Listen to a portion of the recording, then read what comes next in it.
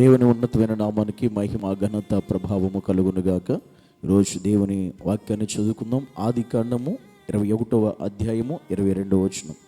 ఆ కాలమందు అబీమెలెకును అతని సేనాధిపతి అయిన ఫికోలును అబ్రహాముతో మాట్లాడి, నీవు చేయు పనులన్నిటిలో దేవుడు నీకు తోడయున్నాడు గనుక.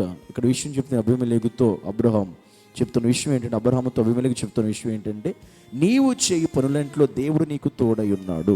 ఈరోజు లేదా ఈ సంవత్సరం నిజంగా నువ్వు చేసే ప్రతి పనికి కూడా దేవుడు తోడై ఉండాలి అంటే, అబ్రహాము ఎలాగైతే దేవునితో సహవాసం చేశాడో, నీవు కూడా ఈ సంవత్సరం దేవునితో అలా సహవాసం చేస్తే, అలా నువ్వు ఉండగలిగితే, దేవుడు నువ్వు చేయు ప్రతి పనులన్నిట్లో దేవుడు తోడై. దేవుడే తోడై ఉంటే ఏం జరుగుతుందో తెలుసా?